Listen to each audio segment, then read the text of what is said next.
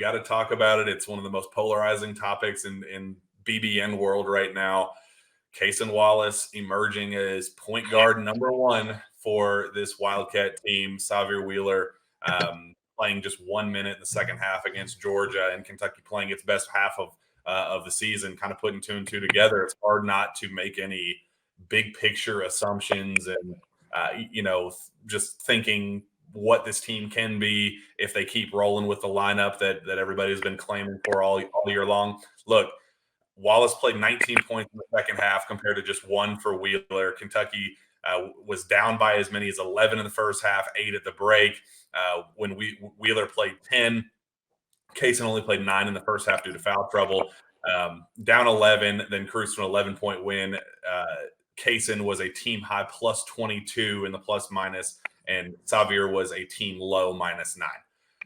Cason was unbelievable. 17 points, 7 of 11 shooting, 2 for 4 from 3. Really, really thrived in the pick and roll.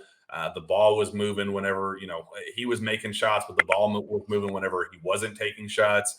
It was just a whole different team, and it's a conversation we have to have, Shawn. What did you see with Cason Wheeler as point guard number one? Cason Wallace as point guard number one, obviously. Yeah, and we'll get into Cason Wheeler because I do think that they're going to need both of those guys, and I think that there's a happy medium from both. And but what you see with Cason at the point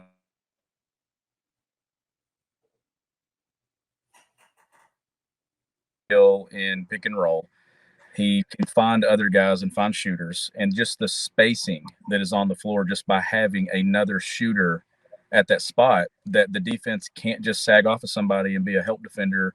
And that's where I was getting at with Oscar's progress and Oscar's jump. Like, he had space to work in the second half against Georgia, where you can't do things that with Cason on the floor that you can do with Xavier on the floor defensively. Like, but they're going to need both, Jack. And I want to see Xavier stay engaged. In the Tennessee game, he was, which he was out with an injury. I thought there were times maybe on the bench the other night that he wasn't as engaged.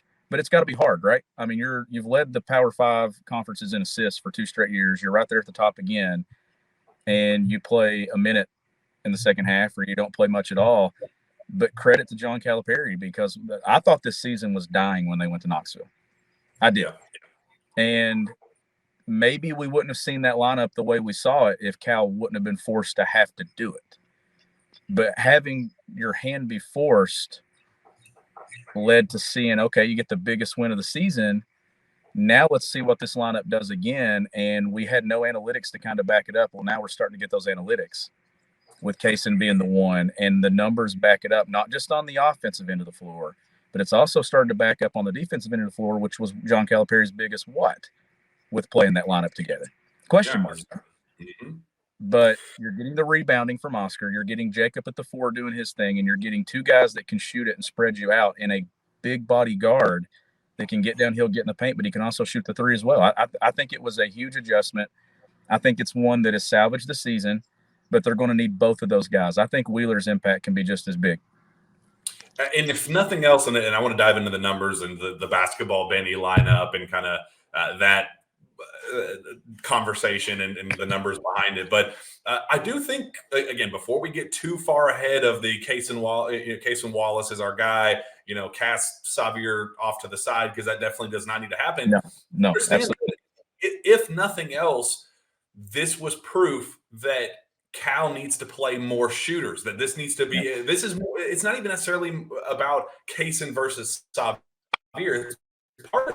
In part a lot to do with that, but a lot of it also has to do with Antonio and CJ playing together, not throwing in Chris and not throwing in Jacob at the 3 with Lance at the 4 and Oscar at the 5. The big heavy lineups where things just get so congested and spacing's terrible. I 100% think a lot of the efficiency stuff has to do with the shooting side of things, with CJ and Antonio, not necessarily just focused on Cason. It's part of it, but I just wanted to put that out there first. But the numbers with Cason, Antonio, CJ, Jacob, and Oscar in the lineup together, they graded out, Shawn, as the best 5-man lineup since 2019-2020, with an adjusted team efficiency margin of 86.0.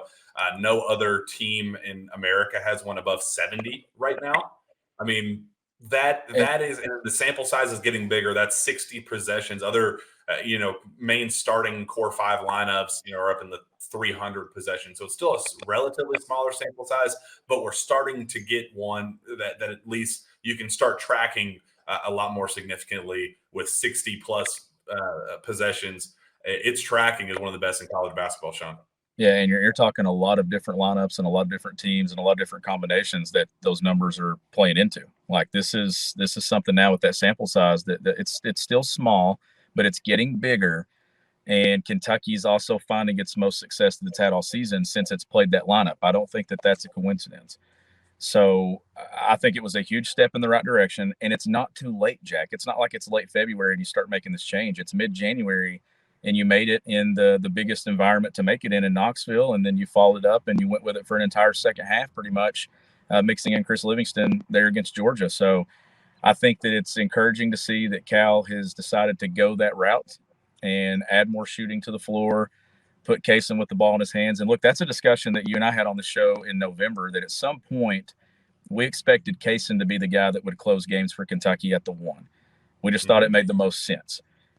But I'm also going to say, like, you agree with this. Like, they're going to need both those guys. This cannot just be a Cason Wallace run the 1. They need Xavier Wheeler, and they need him to play a significant role. Like, he had a stretch in the first half where he got a steal, and then he come down and I think he got a back tip too, and his energy was great. Like, they need him to still do Xavier Wheeler things.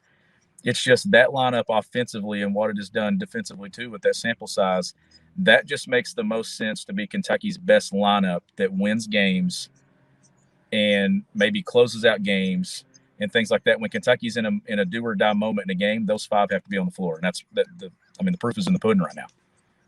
Yeah. If you've been following along with this show, I've said several times that the plan internally was to give the keys to Cason as the year went on. And again, that does not mean just throw Xavier in the garbage and say, thanks for your time here. Have a nice life. Like, that's definitely not the plan. And that's what can't be the plan. But it is absolutely fair to say that the plan all along has been to slowly let Cason, kind of just take bigger steps, step by step, but bigger steps with each passing game. And we're over halfway through the year.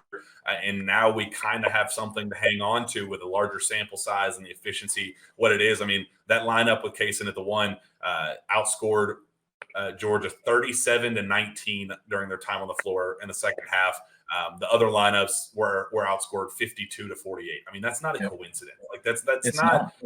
There's a lot of people on Twitter that are just clamoring to come to Xavier's defense, and I understand, and it's a really crappy situation that he's in, and we'll talk, but I understand with the birthday and all that. It's a really crappy situation, but sometimes you trust the numbers, sometimes you trust the analytics, but sometimes the eye test doesn't lie either. And the eye test has always been there, that just the team just has always seemed to be more free flowing, and the ball moves so much better whenever Cason is leading the charge.